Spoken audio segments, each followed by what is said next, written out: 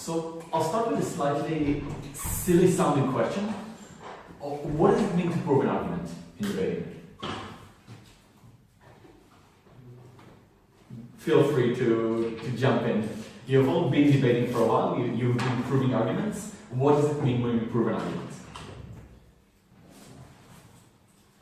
It probably means you give a list of like possible reasons why an X statement is true. Okay. So, yeah. So reasons why something is true. Anything else? Just maybe to add that it's unlike being the real world stage, so in debate you actually have to prove the concept and the logic why this happens most likely, and not like, oh, this works, and then you're yeah. So you have to prove likelihood, exactly. And how do you prove likelihood? How do you prove that something's likely? Because there are different kinds of proofs, right? You have proofs in logic, which are just, if this is true, this must be true.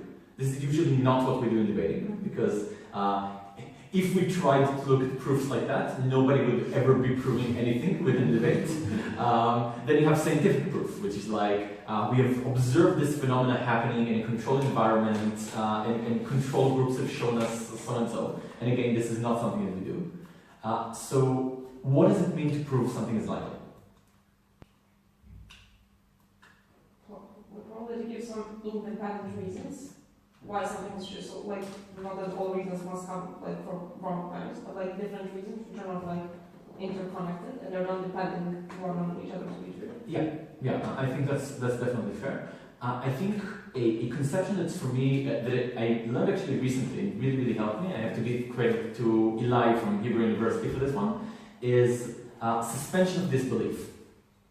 So in movies or in books, when you are when you watching an Avengers movie, let's say, this obviously everything that's happening there is completely not realistic in the sense of people have superpowers, there are villains who are trying to destroy the world, take over the world, whatever. And when you really stop and think about it, there are many problems and many holes in these sort of built-up worlds. But the reason we believe in them is that they give us small steps that we can follow each of these steps and say, yeah, I can see how this makes sense. Because I think basically in debating, we are not trying to, none of us is pretending that this is exactly like real life, in the sense of that all the things I have said within this 15 minutes prep and 7 minutes speech are definitely true. And I am now going to, like, if I proved socialism is better than capitalism, I'm going to collect my Nobel Prize now.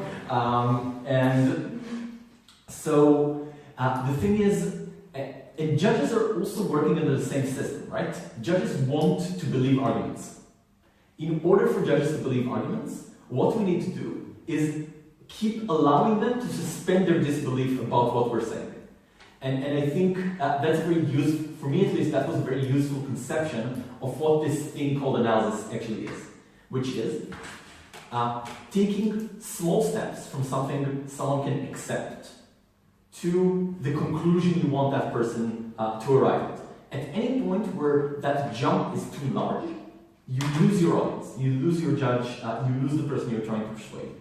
And obviously the more surprising the thing you are trying to prove is, the more you have to work to suspend that. The smaller your steps have to be and the more elaborate they have to be in order for people to be able to suspend that disbelief. So that's just, I think, at least for me, a framework that's really helpful in understanding what it is that we do exactly in terms of analysis. Now, again, I feel I'm talking too much, Lovro, if you have anything or, like that. So the basic mode of analysis is just like, we have a premise, we have, from this premise, we ask ourselves questions like, okay, so this is true, so what? If this premise is true, what does that mean? That means small logical step. And if this logical step is true, what does that mean? This also is true until we reach our premise. That's essentially the basic model of analysis. The one that I guess you're all familiar with, and we're not going to spend too much time on it. Again, conceptualization, because I like to think in metaphors. I like to think of this analysis as a bridge between the premise that you have and the conclusion you want to reach.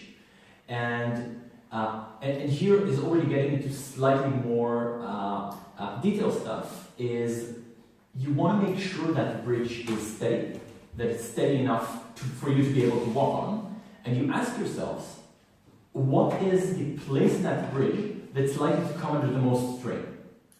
Or in other words, what is the part of the analysis that's likely to be attacked by the other side? That's where we want to put the great majority of our analysis. And this is often the opposite of what teams will do.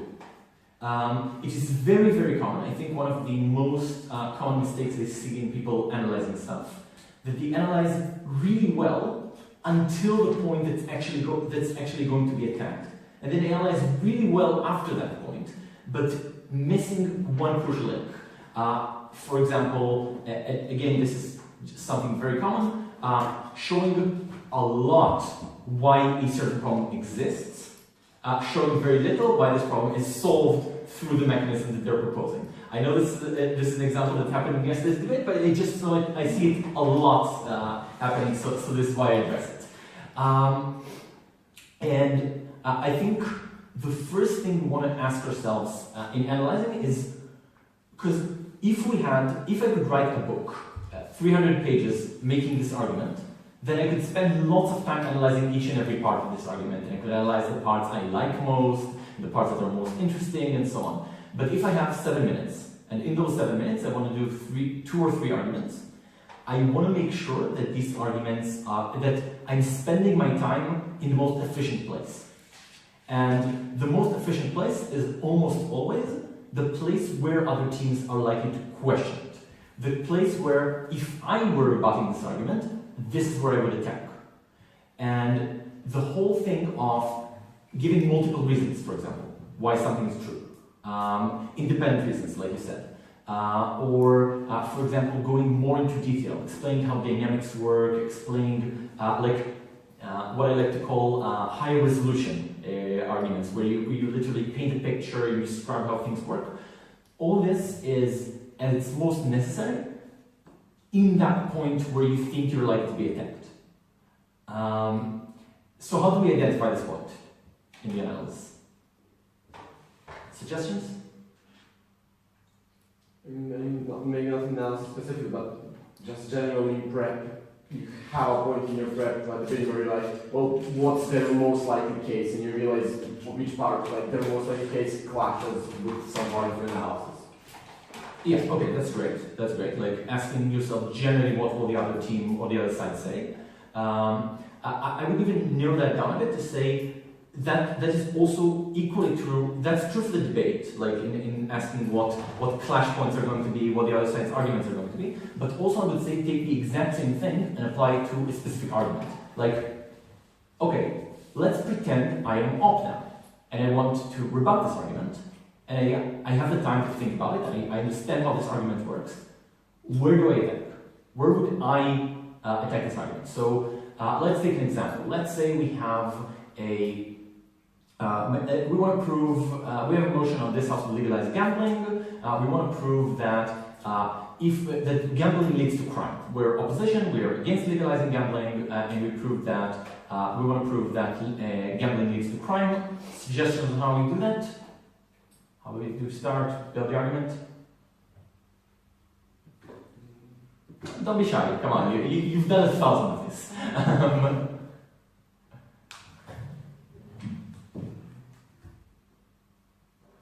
Where do we start? Premise. What would a useful premise be in order to prove that gambling leads to crime?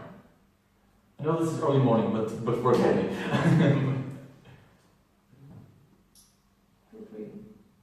Yeah. I guess maybe the idea just to throw something out there, so maybe sure. Yeah, but going along the lines of this is okay, yeah, that's the premise. It's the idea that gambling, since it leads to people losing money and it is addicting, it forces people to try to find something. Excellent. So gambling is addictive, people lose their money, they lose more and more money. If I really wanted to build like when I do this to beginners, I go like literally every small step. So it would be something like people get addicted. I would also give reasons why gambling is likely to be addictive, because that's not necessarily a premise the other side will accept. So for example, reasons why gambling would be addictive. You're constantly stimulated by sound, by colors, by you getting something one time and then wanting to get it again. Endorphins in general. Also, the machine is often rigged. Oh, So you're running just to get the house always wins. So here maybe I would want to put a few reasons. The reason I would want to put a few reasons for this premise is this is a place where the other side might definitely attempt, just saying, look, most people don't get addicted, like I can gamble, probably some of you have had a chance of playing for money with friends and you have not become addicted and lost your house. So two things that are useful here. One is having multiple reasons why it's likely to be addictive. Also, setting your burden low, in the sense of, obviously, we are not claiming that everyone who gambles becomes addicted. We are claiming that some people do, and that it's a likely scenario for certain individuals. Like, because you're setting your burden in a place that's easier to defend. So gambling is addictive, you lose money, at some point you run out of money, then you either, so some people will probably stop gambling at this point, but many won't because they're addicted. So at this point they either take loans, which they at some point will not be able to repay, and therefore many of them will turn to easy solutions to make money. Or they will borrow from criminal elements and so on, which is also a way in which crime becomes criminal. So, but I won't spend too much on that. But then, so I have this argument. I have the argument that says people are going to become addicted, then become addicted to gambling and deteriorate into crime. How would you go about attacking this argument? You are now Gov.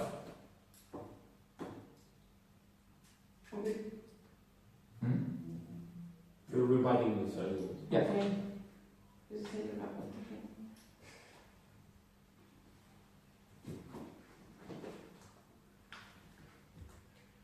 Well, you're not in a debate. Someone has made this argument. You don't just surrender, right? Yeah. At the moment, I think because it's probably like a well-reasoned argument, it's hard to take it out completely. I think maybe the best way to do it is just to claim that it's a small number of people, which we end up like weighing that towards like other people who may have like benefits from this. I think it's impossible to prove that it's. I will not maybe try to prove that it doesn't lead to that. Just that these are like small number of people which we can help maybe in some other ways. But on the other hand, there's like a bunch of. Okay, so you identified that one avenue of attack would be saying this is only a few people.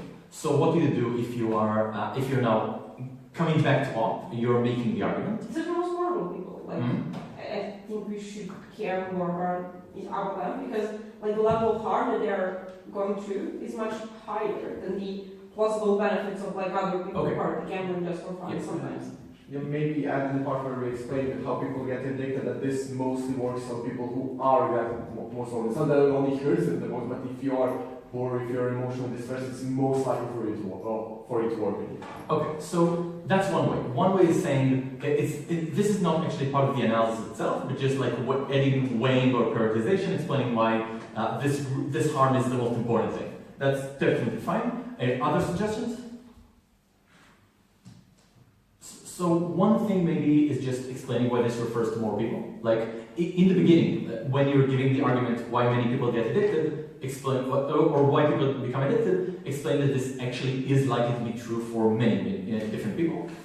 Another way of doing it would be explaining why even a small number of people turning to crime is not like this is slightly similar to the first one. Not only do they become are they more important, but the harm they cause is very great. Like the harm of added crime is a very, very big one that we should really care about. Which would probably require another link in the analysis, just explaining what sort of crime it's going to be, what the harms of that are going to be, and so on.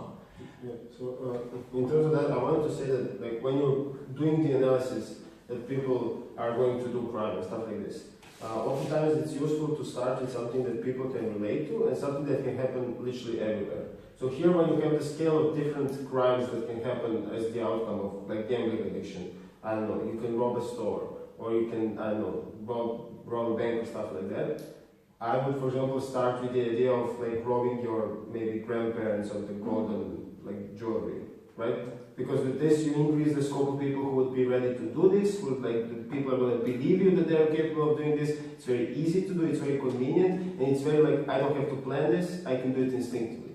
And then you defend this from a larger base of people when Opclose or Gav, doesn't matter, says like, but usually people do not steal. Because the base is higher, and then you have to, if you defend it well, it's still... You can steal with money from your parents and stuff like that, or Yeah. water, Yeah. Excellent, excellent. This is exactly, I think, the idea of suspension of disbelief again. Like, making it seem more plausible for people to be doing this. And I would even add maybe, and once you start doing this, it becomes more natural, like sort of a process analysis of saying, when you have started engaging in this behavior, it's likely to be more, like you're likely to do it more and more. If you're already stolen from your grandparents, maybe you steal from someone you're working for or something like that, then it sort of feeds itself. But there's another line of attack that I think is more important or more damaging to this argument that I'm still looking for from the other side. Okay, so yeah. Like maybe to harm the link between the addiction and the crime, like you conceive that it's connected, like you try to like that it's not gonna lead, like talk about all the other pressure that government exists from people like not to do this. So you harm that link. This could definitely again weaken the argument. I think another thing I would try to do here. The motion is this helps with legalized gambling. I think strongest attack on this argument is on the argument of addiction, gambling leads to crime. Gambling happens on both sides. Gambling it leads to significantly more crime when it's illegal, when you're doing it in like clubs owned often by the mafia, or and without the state being there to supervise and intervene and look at what you're doing. So. If I don't identify that this is an attack, this argument is likely to get, this argument is going to be a big problem. Especially if, let's say, I am opening opposition, and this argument only comes in gov whip, like this rebuttal, and then I have nothing to do about it. So, but thinking in advance and asking myself, like, maybe even, usually in a debate team, there is usually one speaker that's better at analysis and one speaker that's better at like strategy and rebuttal. So what I would often have them do would be ask them, how would you rebut this argument while we're prepping? Like, this is what I'm going to run, where would you attack this? And then see, okay, so this is what I need to add. This is where I need to do more of my analysis. So in the same way, here, for example, if you see that the likely attack is going to come from the other side saying, this is likely to, this is actually worse on your side. So I would maybe add a previous link in this argument, just saying why significantly more people are likely to gamble when this is legal, or even make a direct comparison between this being legal and illegal, and how these two things play out. But just, so the bottom line here is, try and look at where you are likely to be attacked. This is where you need to be spending most of your time analyzing. I've known some speakers, I don't know if you know Omer Nevo or if you've ever seen him debate, world champion from 2012, I think. Anyway, the way he analyzes is literally he will only analyze the parts where he knows there is a burden. He will literally skip 3 words maybe on anything that's not directly related to the clash. And that's the way he can make 5 arguments in PM that actually are all standing, because he can spend the time only in the most relevant places. Now, this is a level of mastery that's beyond me, but I think thinking in this way is really, really useful in making the arguments more solid and making them work better. Now I'm going to shut up for a bit and let Lovro, if he wants to talk more about like ways you think analysis is to make analysis stronger or to do it. If you, well, I'm the one who does strategy. Oh, fair enough. Fair enough. I mean, up until now, I mostly like agree with everything. Like, I feel I don't have much to add. This is the best. Okay, sure. So I'm just not used to the format. So, but I would say one. So once we've identified that this is where we need to put most of our effort, what do we do? What does it mean to analyze more or to analyze more in depth in specific places? The obvious reason is give more reasons why. More reasons. Excellent. No, that's a very useful one, and the most common way probably people do it. And I do think it's very useful. I think there's one word of caution about multiple reasons, and that is avoid grocery lists, which is when you, instead of actually explaining what that reason is, just throw it out there and you have 5 different assertions on why something is likely to happen. Where none of them, if everything you do in those reasons is explained in a sentence, then those reasons probably aren't very strong and aren't very compelling to judges either. So having 2 or 3 reasons, each of which is actually explained and analyzed, is much stronger than having 7 reasons, all of which are a sentence. To which the other side can definitely reply, yeah, we just got 7 assertions, none of which was proven, let's move on. So that's definitely one thing to be careful of. The other thing to be careful of, which I also see quite often, is when you have multiple reasons, a few of which are exactly the same reason phrased differently. That is obviously useless. It sounds impressive when you tell me you have 5 reasons, but then I look through it and I see 3 of those are the same reason in different phrasings, which has just taken up lots of your time when you could have been spending that time actually analyzing that one reason and explaining why it's really useful and important and how it works. But generally, having multiple reasons is great. Like, it's definitely something very good to have. And also, it helps with some judges, because in a messy discussion, in a messy comparative, they're going to be able to just point at 4 things you said. It's more clear of the structure. Yeah.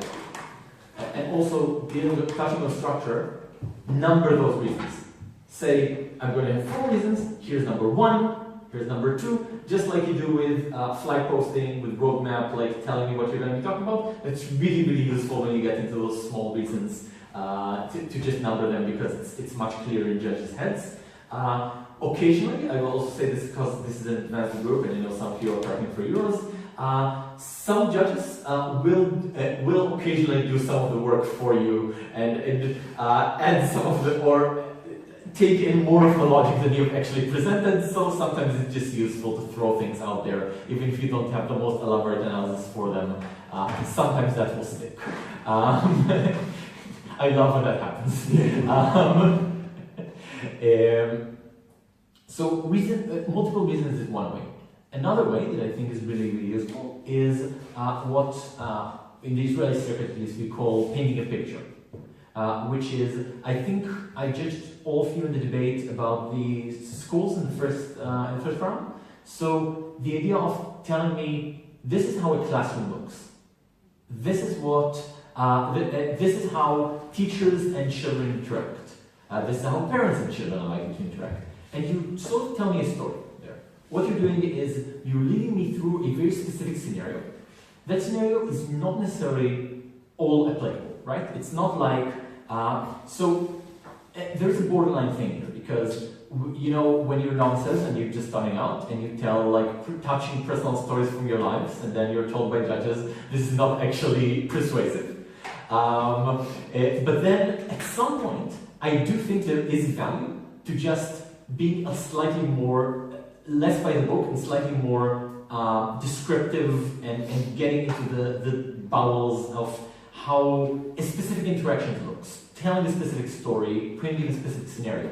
And the reason that can be useful is, first of all, I really think that the way many people debate, and even very good teams, is what I call like debating 20,000 feet above the debate, like very high resolution, or low resolution. I'm not sure how. Never mind.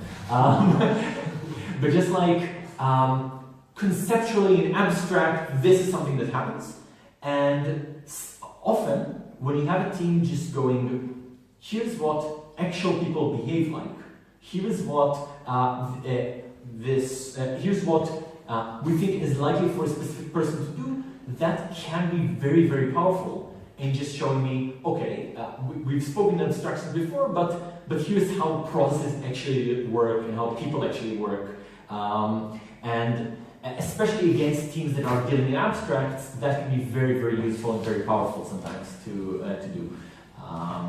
So just narrow down, really focus, describe how an interaction is likely to look, how this happens. Not always useful. In IR debates, do not do this. In education debates, in debates about human psychology, in debates about sometimes even economics. Lovro might disagree with me here, but the idea of how people, like how an average Joe responds when he gets news of a financial crisis or always do it. Yeah, that can be very, very useful in just making arguments stronger. So I just wanted to add that I think there's something that's specifically counterintuitive here. Because usually in debates we want to increase, and in arguments we want to increase our impact, we want to increase the group of people we're affecting because it makes our argument stronger and stuff like this. I think if you, all of the time in debating, if you do too much of that and you cannot prove it, you're going to end up being cut and pushed back by the other teams. However, here I think that's specifically something that can harm you a lot, because the credibility of your characterization is dependent on the idea of how much pushback you're going to get in, but not all people think in this way, or there's a specific group of people that do not think in this way, blah, blah, blah. And usually in other arguments, you just lose this delta that people prove to you that this is not true. But here you're going to have competing characterizations if they attack you, which means you're going to lose a part of the people that you would originally have if your scope was a little bit more narrow. So I think this is one of the rare occasions where you want to be really conservative. We're trying to paint, when you paint the picture, who does it affect? Like oftentimes people in feminist debates just paint women as a monolithic group, right? And then if there's a characterization that adds something different than this, then your whole characterization might be lost, even though maybe 60% of women do act in this way. So this is something that I found useful when I do the characterization. Also, because all of you, especially in EPL rooms, are going to face like this little bit of disadvantage. Because like your resolution is not going to be as high. Definitely true.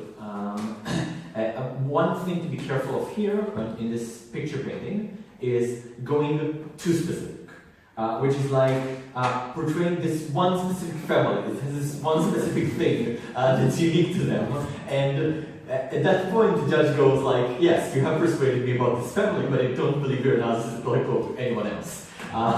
So there is a fine line to be walked here. I think I'm trying to think of good examples of when you can see this used well in debates. Just on top of my head, I don't have good examples now of debates I know have been filmed with teams doing this, but I will think about it and get back to you on that, because I do think there are good, compelling examples of how this can be used well.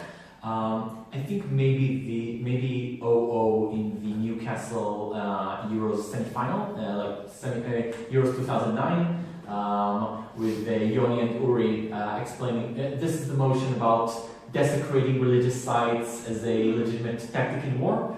And there, I think there is good analysis of like how an individual perceives, a religious individual perceives that, why that's such an, because their claim basically as 0-0 there is saying, look, it's illegitimate in war to deny people food and water. Actually, religious needs are for many people more important than food and water, therefore that is also illegitimate in the same way. And to do that, one of the cool videos is just saying, here's how an individual person in a city under siege, seeing his temple desecrated, is likely to perceive this. And I think that this is, for example, a very useful place to bring this sort of analysis in, to explain why that's so important for that individual. So I'll talk about one additional, slightly more advanced tool for analysis, and then we'll go to have some exercise because we don't have that much time. So a thing that I've seen teams struggle with very often is is when you have a very broad concept that you want to prove, and linear analysis just doesn't get you there. Like, you want to prove that this will, that a certain motion will, for example, help the economy, help the development of a developing nation, of a third world nation.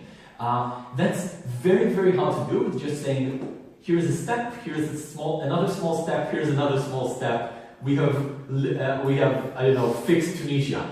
That's like you're using the wrong tool if you're doing this for many types of motions, or even things like creating social change, changing people's mind on a grand scale, things like that. And I think something very, very useful there is the idea of criteria. So, do you know, when I say criteria, do you know what I'm referring to? Because this is different jargons, different debate circuits, so I want to make sure we're on the same page here. Like, for example, I want to make a principal argument, and I say there are various conditions under which the state is allowed to take away individual choice. That would be, for example, when a person is uninformed, when a person is irrational in his choices, when a person is not free. And this would be a criterion. And so when I have a criterion, I would want to do two things. One is three things. One is explain what my criterion is. Explain why my criterion is truth, like why it is that, for example, in this case, why would I take someone's choice if they are not making that choice in an informed manner? And I would say maybe something like, look, the idea behind the free choice is that I believe that people generally make the best decisions for themselves. But that has to assume that these people know what decision they're making. Like, if my decision is opening a random door, which might have a lion behind it and might have a big monetary prize, how can I be said to be acting in my best interest if I literally don't know anything about the choice I'm making? So this is just an example of the explanation for a criterion, and then I would try to say why my case falls under that criterion. So I think if, for example, you're trying to say that a specific message is going to change people's minds, a very useful way of doing that is asking, what does it take for people to change their minds? These are the things that we believe are necessary for people to be able to change their minds. For example, it needs to be a message you can, at least to an extent, identify with. It doesn't create complete antagonism within you, because otherwise you just reject it. It has to be something that actually seems plausible to you. It has to be something that's like has some rational element to it that you can hold on to. But it also needs to be something that draws your attention, right? Because if it doesn't draw your attention, you will just get lost and swamp throughout everything else. So I have this criterion. This is what it takes. I'm not sure this is a good criterion. I just made it up on the spot. But let's say I have this criterion, and I say this is what the message needs to have in order to be able to persuade someone. Now let's show why the message we're talking about in this debate follows that criterion. And I think that's a very useful way sometimes of explaining how, if you've actually proven this criterion, if I actually believe you as a judge that this is a necessary and sufficient condition for this thing to happen, then if you actually prove to me that you meet this criterion, that's much easier for me to then buy that you are actually making the change you're claiming, or that you're making the impact you're claiming. Right? Does that make sense? Yeah, I know this is something that Jaakko told us at the MS course as well. He calls it, I think, like philosophy of your case. First you state why an exceptional thing happens, but like in a vacuum, and then you say why the situation that you're talking about is the one that you previously talked about. Yeah, definitely. Like number of times, I know that it exists, but very often it's hard for me to when I make the argument, I never make it in that way, because like my structure of my argument is still very rudimentary, and it makes perfect sense, because we are being drilled from day one on this is the way you analyze an argument, and I think, but at some point you want to expand from that. And I think the way, by the way, this is a general principle that I think is also true for rebuttal, also true for whip speeches, also true for anything we do that has a clear structure. Just because We are novices and when we start and we don't know anything and we need we just need guidelines to show us the way. But at some point, some of these things become redundant. Like if you got a chance to see Harish whipping, he does not use clashes. He doesn't need them. Like he's transcended clashes in a sense. And I think the way to solve that is just experimenting. And this is something that's beyond the scope of this lesson, but I think it's a general useful thing to think about. Practice sessions are meant to practice. They're meant to practice new things. Nobody cares if you take a fourth in a practice session in your grade society. Like you will feel shit for half an hour, but literally it doesn't change anything. Nobody cares. So practice sessions are a great place to try out different things, to try out a different structure for your speech, to try out a different way of analysis that you haven't done before. And you will fail. Like, first time you try something completely new, you will fail at doing so in most cases. Or even more annoying, you will succeed in the first time, you will fail in the next 4. And that's the way it works. But there's a quote I love from a friend of mine who's a musician who told me, if you practice and it sounds good, you're practicing wrong. So definitely using different ways of analysis is difficult. Sometimes in the short term it might not even be gainful for you to do because you will be worse at it than you are at your regular mode of analysis. But at the end of the day, it's really, really useful to be able to incorporate it. So try it. Like I encourage you in the next drill debate we have here to just try different models for argumentation. They might also not work for the specific motion, and that's also something you figure out as you go along. So, yeah. So, do we want to do like exercises? We can just one more Yeah, question of for course. us. One thing that often said to me by judges, and I'm not. I know what that word means in the dictionary. Yeah. But often said your analysis lacks nuance. Okay. And I think that's something that at least to me happens a lot more often. Okay. Alright. Lovely. You mentioned this before, like you touched on this when you talked about characterization. Yes. So this is, I mean, I feel like that's code for judges for saying I do not buy your argument. Basically, like, but they felt there was some weight, but then you didn't convince them to the point where they're going to buy the argument.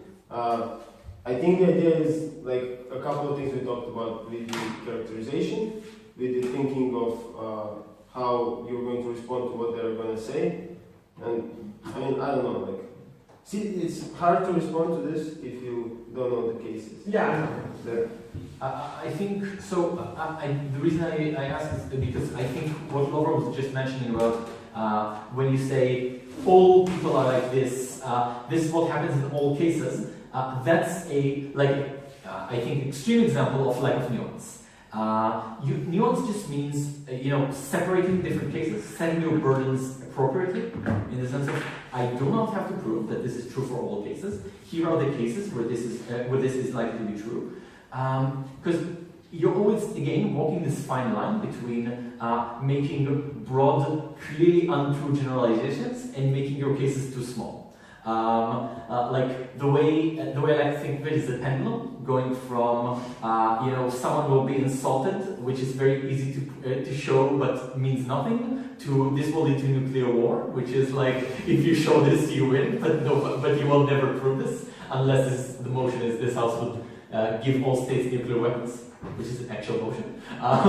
It's been set in the round robin for some reason 1 year. Anyway, so you have these two edges of the pendulum, where you have very small impacts but very plausible, and very big impacts very implausible, and you want to know where you are on that swing or on that pendulum. And the higher your impacts are, the more work you have to do on analyzing the likelihood. Like, why is this likely to happen?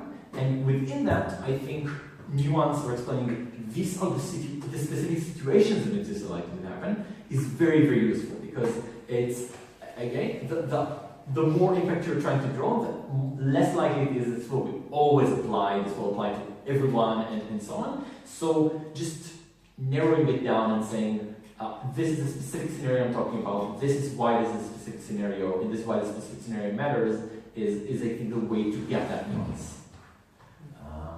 Plus, what we talked about before, picture painting is really useful for that.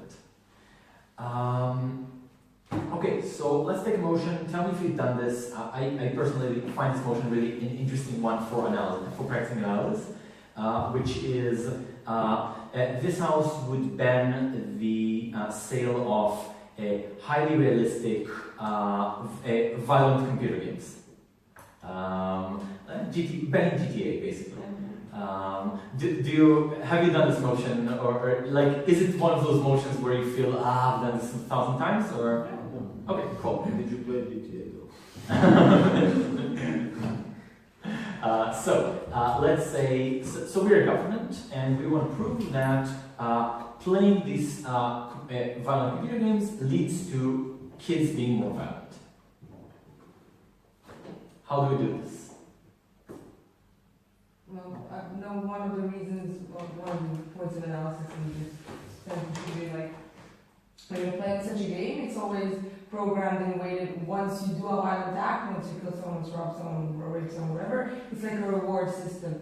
So you get rewarded every time you do a certain crime, which then you feel compelled to keep doing it, or that you will be rewarded. Excellent. So it gives you a system of reward for making immoral actions. Other stuff. And I think the idea of okay, so if I think a premise that most people will accept that people have a natural repulsion to violence, but I think is that if you get used to seeing violent stuff, you get used to seeing gruesome stuff, at that point you are losing that repulsion. It's going to be much more likely for you to find it's acceptable to do. So it's not that it's going to make you more violent, but if you're in a situation where you might be violent, you're less likely to stop yourself. Cool. I would just add a small point here, which is, I think, again, the issue of nuance is saying this is not it's like nuance. It's just like adding to this is saying specifically we're talking about video games that are really, really realistic in the sense that it actually looks like real violence happening, and therefore you become desensitized to it. Excellent. Other stuff. We're doing the multiple reasons thing now, so just throw things out. I'll ask it this way. Let's say I say that I'm standing before you, you're all judging now, and I say, we believe that kids playing these video games become more violent because these games reward you for violence, and because you see a lot of violence and you become desensitized to it. Do you believe this argument now? Do you believe that the average kid will therefore become violent because he played GTA, will go and run someone over? You probably don't. So what's lacking? What's missing in the argument for me to believe it? To analyze every reason and why. To analyze every little reason individually and why this happens. And so we have these two reasons. Do you think that if they are well explained, they in themselves prove this burden? Okay. But I think, for example, a way of narrowing this down a bit and making our burden easier is saying, we obviously don't have to prove to you that this happens to every child that plays violent computer games. But we think, however, that if we get even a small number of children engaging in things like mass shootings, that is bad enough for us to want to ban it. So just setting our burdens in a more reasonable place. Not saying everyone does this, but there is a group that's likely to be susceptible to this. Characterize this group to me. Explain to me who we're talking about. I would say kids who are sort of isolated, who spend a lot of time just playing video games and interacting with other kids, meaning they don't probably have strong relationships, which then leaves them like emotionally drained to a certain point. Maybe it's critical of the Columbine Killers example. They were playing a lot of these video games, finding that to be like aesthetically pleasing, and they did not have good relations with people in their school, and therefore they decided to do shooting results. Great. So I think we talked about painting pictures. This is exactly that. Like, so you have this kid who doesn't have any friends at school. He's getting bullied the way he sits hours and hours every day playing these computer games, and this is the way he takes out a lot of his aggressions, right? Because he gets bullied, he gets turned down, he's annoyed, and he goes to this game and he shoots people, and he feels great about it because he's expressing that violence, and it gives him rewards, and it desensitizes him to violence.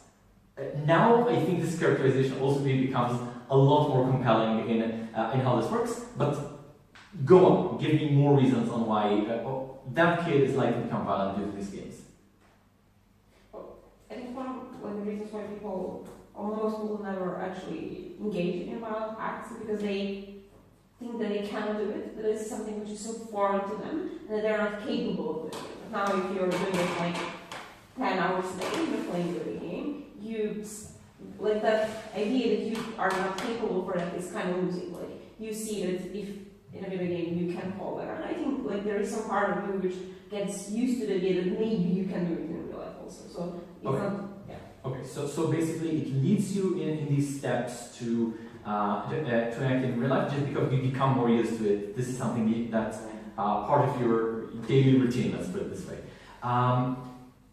You are now opposition. Where do you attack this argument? I think that there's a big jump going from, even if all of this is true, there's still a big jump that has to be made to I actually should have scored. Excellent. And Analyze this jump to me. how do you jump out? Yeah. US cameras. US No, but still, like, even if I can get a gun, that doesn't necessarily go from GTA to shooting school shootings. So, I mean, one thing that I would said before this, I think that makes the rebuttal a lot easier, is that I think that you have to set the characterization, the framing, why people actually play video games.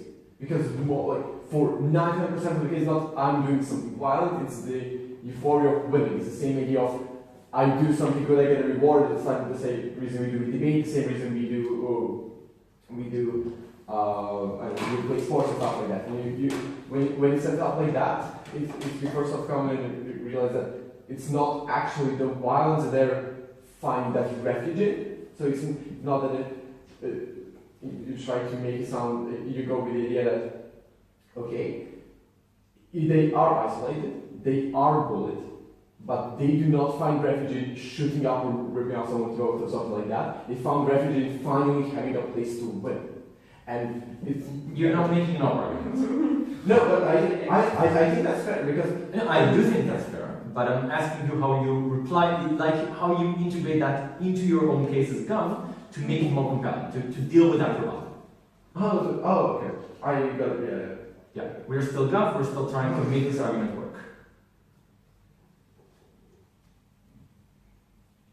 The first thing you say is the sorrows. Like, we need one kid to shoot up a school and True, yeah. But still, even for that kid, we're still facing a jump here right now.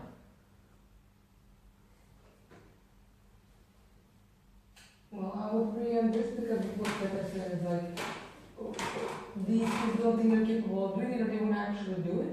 I would say that, okay, once we take this framing of you're isolated and you don't have strong relationships with people, there is no reason for you to actually make the difference between this being a video game and real life. Because once you waste a lot of time into watching a screen, you literally, it's hard for you to decipher what am I actually doing right now, and especially if you're detached from people who believe you do not have good or strong emotions towards them, it's very easy to commit a revenge. Okay, so basically, just to slightly rephrase, but I agree with the direction, is saying, look, video games not only do all these things we've discussed, but they also, in a way, shape your expectations about what reality looks like, especially if you don't have other sources from which you shape those expectations. And that's one way in which some people will make that leap. Because, and maybe I would end here, the computer game does a lot of things inside it. Like, it has the entire environment of characters that push you to do these things. And those characters sometimes literally become for you more realistic than those friends you're hardly interacting with and stuff like that. Plus, often these things are also played online, where you have this kid reaching out to other kids who are in exactly the same situation, creating this echo chamber or this bubble of being isolated and angry together and using that game as an outlet. So that's definitely one way to approach it. Other ideas as well? Again, we want multiple tracks, multiple reasons to make sure the argument stands. By the way, in this motion, one of the interesting things is I'm not sure there are two different guidelines. There are a lot of analysis leading to the exact same place. So we just have to nail this in order to make a gut case and to really screw over CG.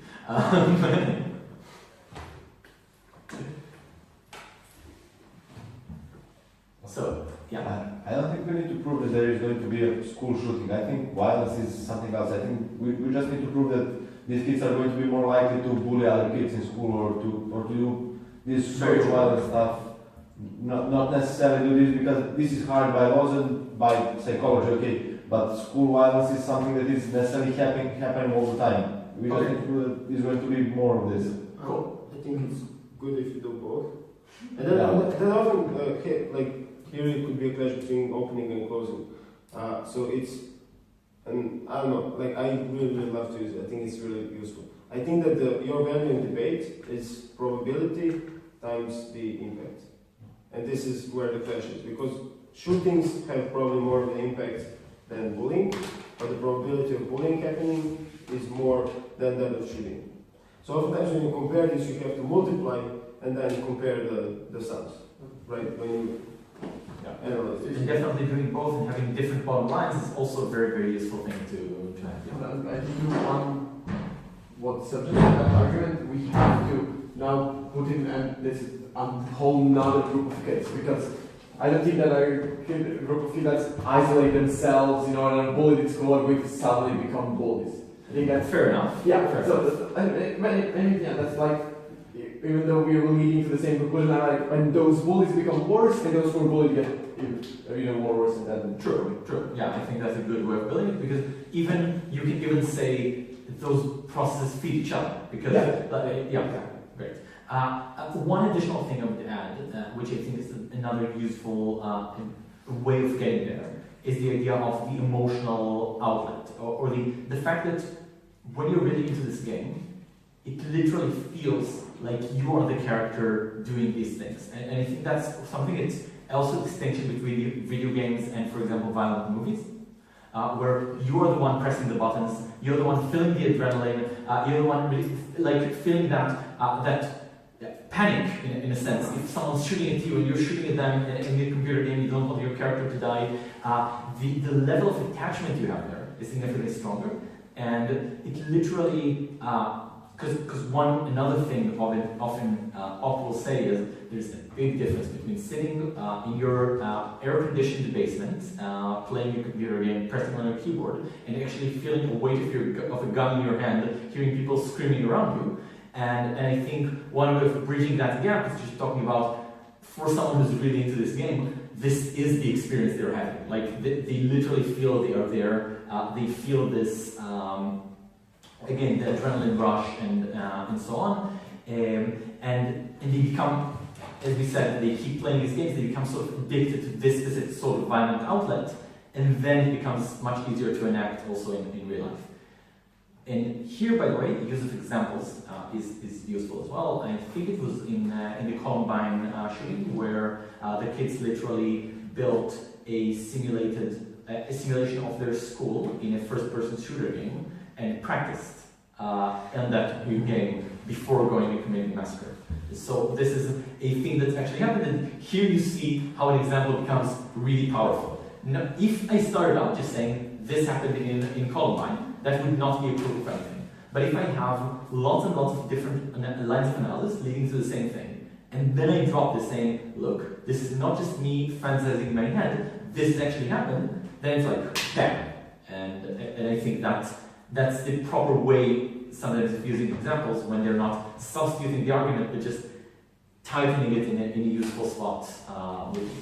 Yeah, also, just in these types of motions where it's like ban and the way I think you best know is that you have the best analysis is to start off with the second worst thing that you wouldn't ban.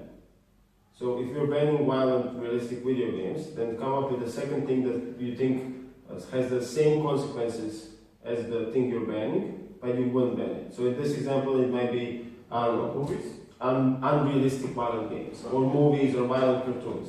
And then from there on, start building the argument of what's the added harm, what's the delta. Because oftentimes you're going to be as POIs, you're going to be as like, why are you banning this, blah, blah. And plus, that way you're actually proving why the change that happens here is significant, and you're going to force yourself to do the comparative all of the time between all of the other stuff that still can incite violence, but is not banned under your criteria and stuff like this. And I think that fits in nicely with this, because you can then, for example, talk about how you can build a model and practice in like these realistic games, and you cannot do this in movies also. They all talked about like how you're pressing the button and stuff like this. All of these things have to come naturally if you are going to feel like you're doing a good job. If you are going to feel like you're doing a bad job, I mean, it's still better than not knowing what the good job is in terms of how you're going to make it prepared. Yeah. Okay, I think we are at an end. I would suggest to really quickly sum up the main things we discussed. One, identifying the burden within the analysis. Where you are likely to be attacked, where you're likely to come under strain, spend most of your analysis there, not where it's fun and comfortable and easy. Two, multiple reasons, very useful. Make sure those reasons are actually explained and not grocery lists. Third, painting pictures can be useful in just setting a specific scenario, adding nuance, but be careful not to make it overly specific in a way that loses persuasion. Criteria as a way of, as a different structure for analysis that sometimes is useful in portraying complex processes and the way they work. Anything I missed? And whatever you took from this exercise that we did for yourselves might be useful as well. Great, hope you found this useful and enjoy the rest.